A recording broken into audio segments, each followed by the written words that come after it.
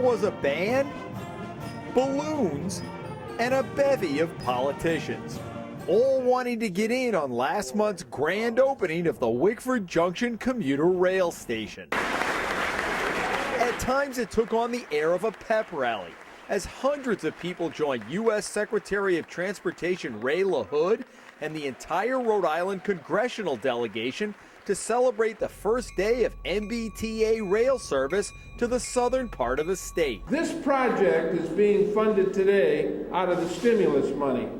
And so all of those 30-second commercials that you may have seen during the last campaign about the fact the stimulus didn't work were wrong. It worked. Look at it. Here we are. The total cost of the project was $44 million. And while federal tax dollars covered $36 million of it, the state's taxpayers kicked in $8 million in bond money, which means there will be interest costs as well.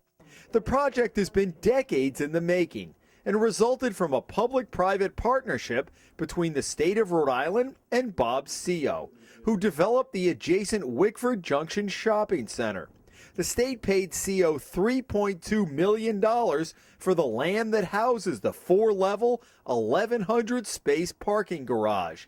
Seo's company will also be paid to operate the facility. It's in his business interest also to have this developed, is it not? I absolutely think it is. We sat down last week with DOT Director Michael Lewis to take a closer look at how the project came together and the total cost to taxpayers. The only way you can pull these things off is that there has to be a win-win. We are not operators of transit systems or parking garages. It's not what the state does best. Maintenance is not our strong point, and I don't mean that in a demeaning way. It's like, that's not what we're funded to do.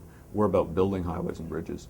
So by partnering with this private entity that is responsible for maintaining the facility in the same way that he maintains his private development, it becomes a place that people want to go to. It's not going to be I'm afraid to go to the Wickford train station after dark because who knows what's going on there, or the trash is overflowing. I feel very comfortable going to the Wickford station, and I can get a coffee before I get on the train. And you know what, when I come home from work, I need to stop in at Walmart, and that works out great for me. At a news conference a week before the first day of service, Lewis appeared with Senator Jack Reed, who alone secured nearly $33 million in federal tax money over the past decade for the project. What you don't see in the press releases is how much it will cost taxpayers to maintain the station. The state is paying Seo's company a $15,000 per month management fee. It is also paying a $15,300 monthly parking operator fee and an estimated $8,400 a month electric bill. Throw in trash and snow removal, landscaping, and other costs, and the bill to maintain the facility comes to $56,000 a month. That's $672,000 a year. The DOT is banking on the $4 a day parking fee and other revenue generated from concessions inside the station to initially generate up to $10,000 a month.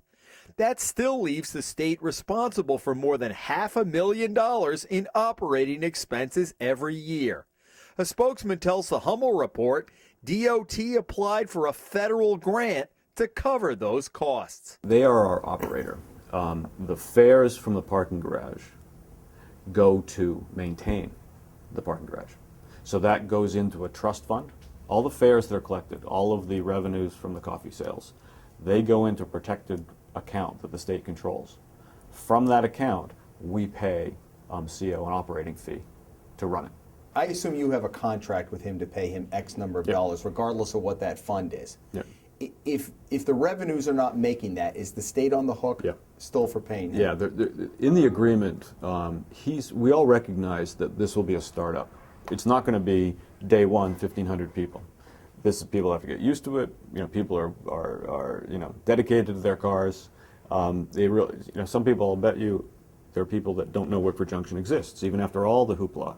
Because Amtrak owns the Northeast Rail Corridor, the state had to pay the railroad to do all of the work along the tracks, including signaling and installation of the 850-foot platform, which contributed to the total cost of $44 million. The parking garage itself and the roads leading in and out, built by a private company, cost about $25 million. There's a charging station in the garage for hybrid cars and a glass elevator spanning the 4 levels. And a lot of room for parking. There will be some people who will say is, do you have to build something of this magnitude to get people to take transit when in Massachusetts there are stops all along the way? You don't see any of this. Right. What's your response to that? Well, I think the 128 station is vast compared to what this is. You build a building because it takes up a lot less land space. In order to cover 1,100 cars, you need a lot of land. You go up. You go up. And this facility is going to be here for 100 years. What do you say to the person who looks at that and says, 1,100 spaces, this place is humongous. Do we need something this big? Well, first of all, I would say that's 1,100 cars that aren't on Route 4 and Route 95. I think that's a good thing. We built in capacity to the foundation that we can go up to more floors. I think that in time, that's going to be maxed out and people are going to be looking for more space there. We also asked Lewis about the state's predictions for ridership in the future. 10 years from now, in 2022 or 2020, 2020. so 8 years from now, that the projections are that there will be 1,500 cars, and I imagine that's how you decided on how big the building was going to be. Who comes up with that? We have a person in the basement in a dark room with a glass ball, and we go down and ask her on occasion when we knock, what do you think? No, If she answers, but we're not going to press that. No, the statewide planning does all of the projections. This is not. We follow a very regimented format that ties in demographics, ties in the economy, and statewide planning gives it. There's a model. There's actually a computer model that all states are required to have. What about the building itself? $24 million for, in effect, a parking deck. Now, I realize you have some amenities and their heat and whatever, but it's a lot of concrete and it's 1,100 spots, and it's $24 million. So what about the people who say, that's a heck of a lot for a parking garage? It's about $7 million less than we thought it was going to be. Should that make me feel better? It should make you feel $7 million better.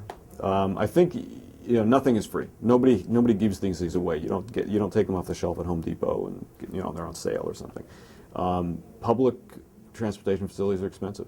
People look at the capital cost of the project. $44 million. What do you get for $44 million? And I was thinking about this yesterday. How do you put that? How do you compare that to something? If we were to, it's about 20 miles between Wickford and Providence.